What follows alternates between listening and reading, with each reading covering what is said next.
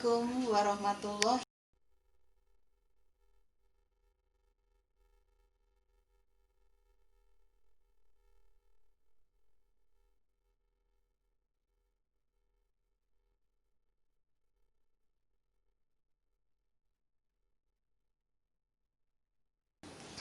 Perkenankanlah saya Heni Kusriana mempresentasikan tugas UAS yang telah diberikan kepada saya, yaitu suatu artikel tentang hukum keluarga yang membahas suatu putusan yang dikeluarkan oleh pengadilan agama.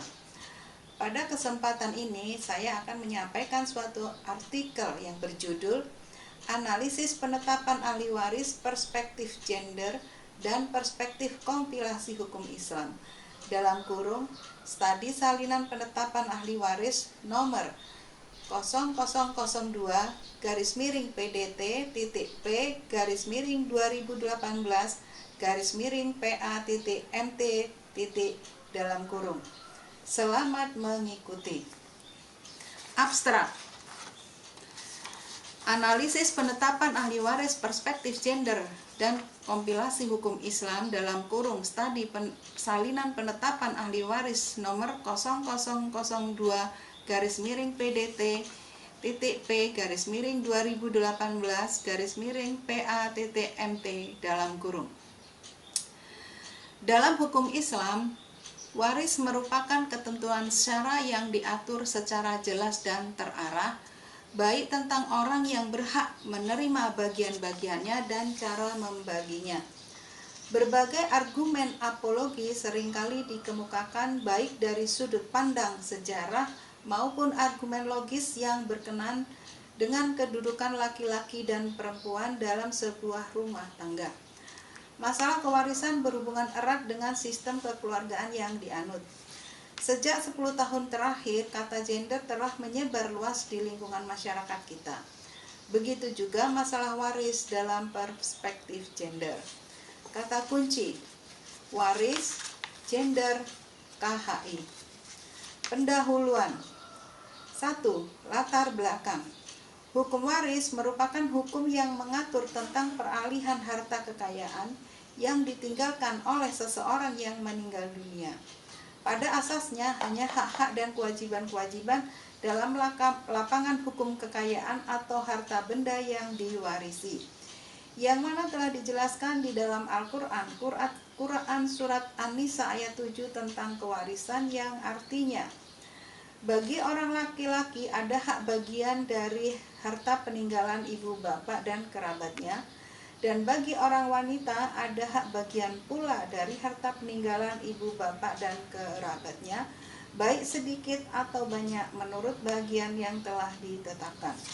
Dalam hukum Islam, waris merupakan ketentuan syara yang diatur secara jelas dan terarah, baik tentang orang yang berhak menerima bagian-bagiannya dan cara membaginya. Adapun hal lain yang masih memerlukan penjelasan atau persoalan baru muncul kemudian dan tidak ditemukan dalam Al-Quran dan hadis, maka sudah menjadi tugas ulama beristihad dalam menjawab persoalannya. Sistem kewarisan Islam mengatur sistem individual, di mana setelah pewaris meninggal dunia, harta peninggalannya dapat dibagikan kepada ahli waris secara rinci sesuai hak dan bagian-bagiannya agar tidak tercapai perselisihan berdasarkan Al-Quran dan hadis. Pembagian waris itu telah ditetapkan untuk bagian laki-laki dan perempuan dari peninggalan yang ditinggalkan oleh orang tua yang telah meninggal dunia dan kerabat dari seseorang yang telah meninggalkan harta warisannya, dan bagiannya telah ditetapkan menurut ketentuan yang berlaku di dalam nas. Oleh karena itu, penetapan kewarisan itu memegang peranan yang sangat penting dalam kehidupan manusia, karena sesuatu yang sangat erat kaitannya dengan ruang lingkup kehidupan manusia, karena setiap manusia yang hidup akan mengalami peristiwa hukum yang lazim disebut dengan kematian. Berbagai usaha telah dilakukan untuk menjamin kesetaraan antara anak laki-laki dan perempuan. Hukum waris Islam seringkali menjadi sorotan dan terkadang pula menjadi objek untuk mendiskreditkan Islam sebagai agama samawi yang cenderung tidak berpihak pada kesetaraan gender.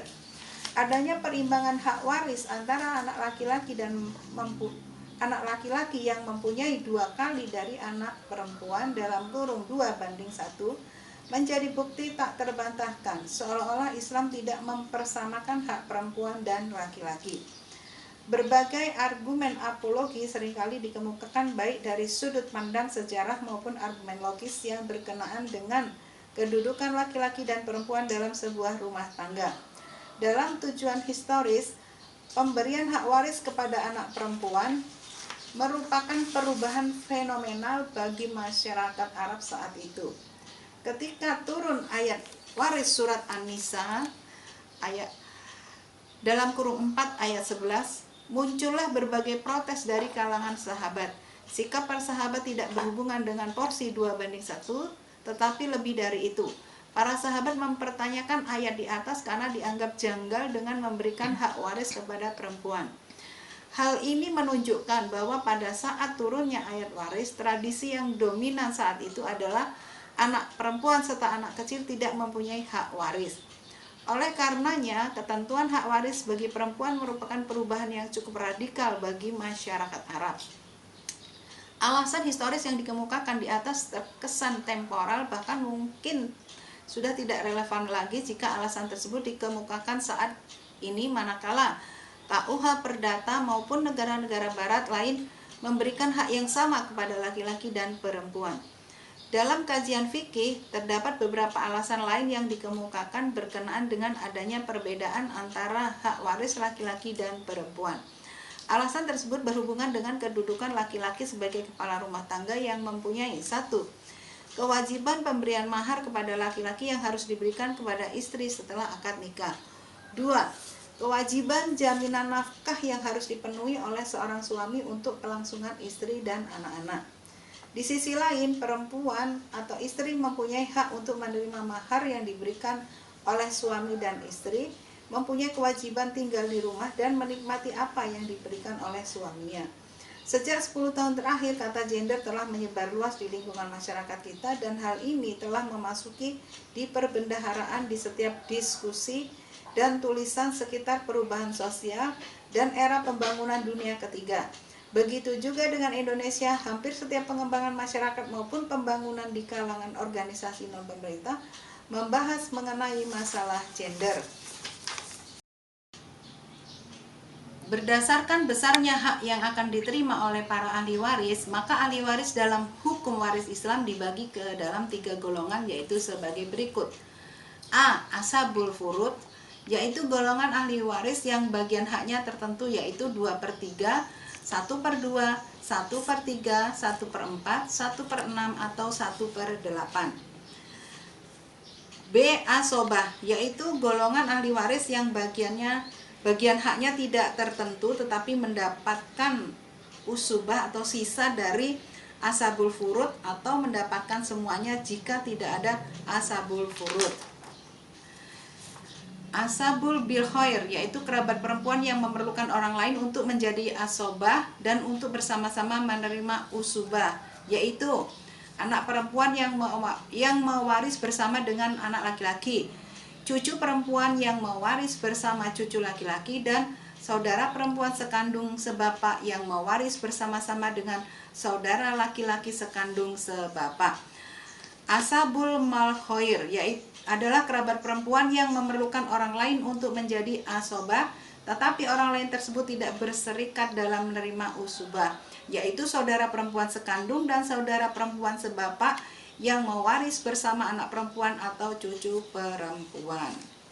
Perempuan dan laki-laki berbeda, maka fungsi-fungsi sosial ataupun kerja dalam masyarakat pun berbeda. Laki-laki selalu dikaitkan dengan fungsi dan tugas di luar rumah, sedangkan perempuan yang melahirkan anak ada di dalam rumah. Perempuan bertugas pokok membesarkan anak, sedangkan laki-laki bertugas mencari nafkah. Sehingga bagian harta waris yang didapatkan pun berbeda pula. Masalah kewarisan berhubungan erat dengan sistem kekeluargaan yang dianut. Dalam konteks hukum waris di Indonesia atau hukum waris nasional, ada 4 perbedaan mengenai praktek kewarisan, yaitu 1. Bagi orang-orang Indonesia asli pada pokoknya berlaku hukum adat yang setiap daerah berbeda-beda. Ada yang merujuk kepada sistem patrilineal, matrilineal, atau parental. 2. Bagi orang-orang Indonesia asli yang beragama Islam di berbagai daerah, ada pengaruh yang nyata dari peraturan warisan dan hukum agama Islam. Ketiga, bagi orang-orang Arab sekitarnya pada umumnya seluruh hukum waris adalah dari agama Islam. 4. Bagi orang-orang Tionghoa dan Eropa berlaku hukum waris dari Burgerlijk Wetboek. Dengan demikian di Indonesia berlaku 3 macam hukum waris, yaitu hukum adat, hukum waris Islam, dan hukum waris dari Burgerlijk Wetboek. Dalam pembagian harta waris bagi umat Islam telah diatur di dalam Al-Quran, namun ada sebagian masyarakat yang tidak patuh terhadap hukum syara, terutama mengenai bagian anak laki-laki dan perempuan. Mereka meyakini bahwa antara laki-laki dan perempuan memiliki hak yang sama dalam hal pembagian harta waris. Artinya antara laki-laki dan perempuan mendapat bagian sama, yaitu 1:1. Berdasarkan latar belakang masalah di atas, peneliti ingin mengkaji lebih dalam mengenai kesetaraan gender dan hukum Islam dalam pembagian harta waris yang akan penulis susun dalam sebuah berjudul Analisis Penetapan Ahli Waris, Perspektif Gender dan Kompilasi Hukum Islam dalam kurung Studi Salinan Penetapan Ahli Waris nomor 0002/PDT-P/2018/PA/MT dalam kurung. Rumusan masalah. Dari latar belakang di atas, maka rumusan masalahnya adalah 1. Apa dasar hukum penetapan ahli waris yang dikeluarkan oleh Pengadilan Agama? Studi Salinan Penetapan Ahli Waris nomor 0002/PDT-P/2018/PA/MT. 2. Bagaimana pembagian hak waris yang ditetapkan oleh Pengadilan Agama nomor 0002/PDT-P/2018/PA/MT jika dihubungkan dengan keadilan gender dan KHI. Kajian teori. 1. Pengertian waris. Hukum warisan sering disebut dengan istilah faraid, bentuk jamak dari kata tunggal farid, artinya ketentuan. Hal ini karena dalam Islam bagian-bagian warisan yang menjadi hak waris telah dibakukan dalam Al-Quran. Faraid jamak dari faraidlah. Kata ini diambil dari fardu. Fardu dalam istilah utama fiqh waris ialah bagian yang telah ditetapkan oleh syara. Untuk waris seperti nisu 1:2, rubu 1:4. Hukum waris itu memuat peraturan-peraturan yang mengatur proses meneruskan serta mengoperkan barang-barang harta benda dan barang-barang yang tidak berwujud benda. Dalam kurung immaterial goederen dari suatu angkatan manusia generati kepada turunannya. Proses ini telah mulai dalam waktu orang tua masih hidup. Proses tersebut tidak menjadi akut oleh sebab orang tua meninggal dunia. Memang meninggalnya bapak atau ibu adalah suatu peristiwa yang penting bagi proses itu. Akan tetapi sesungguhnya tidak mempengaruhi secara radikal proses penerusan dan pengoperan harta benda dan harta-harta bukan benda tersebut. Dasar hukum Islam. Surat An-Nisa ayat 7 yang artinya bagi orang laki-laki ada hak bagian dari harta peninggalan ibu bapak dan kerabatnya, dan bagi orang wanita ada bagian pula dari harta peninggalan ibu bapak dan kerabatnya, baik sedikit atau banyak menurut bagian yang telah ditetapkan.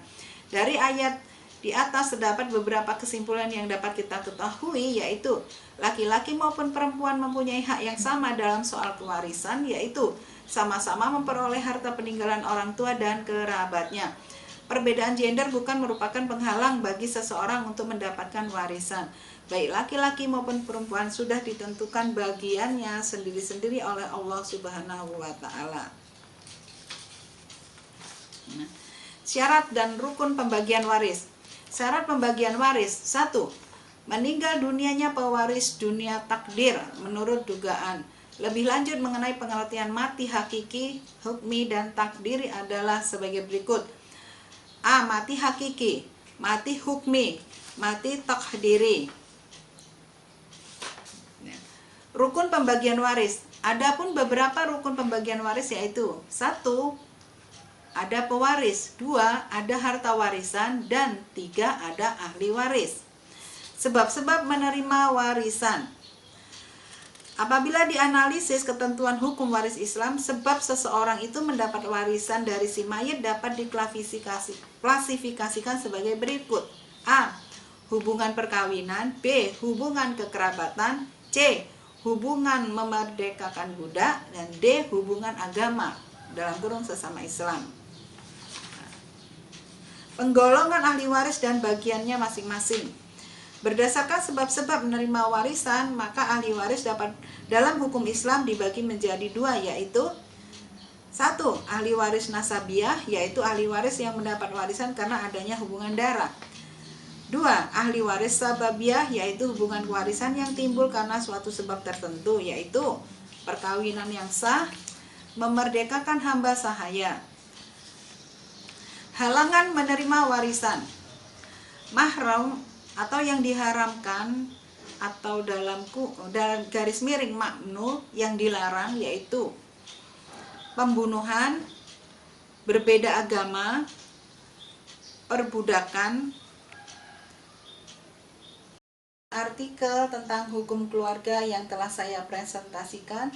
Semoga artikel ini bermanfaat bagi kita semua. Kritik yang membangun saya terima dengan lapang hati. Billahil taufik wal hidayah. Wassalamualaikum warahmatullahi wabarakatuh.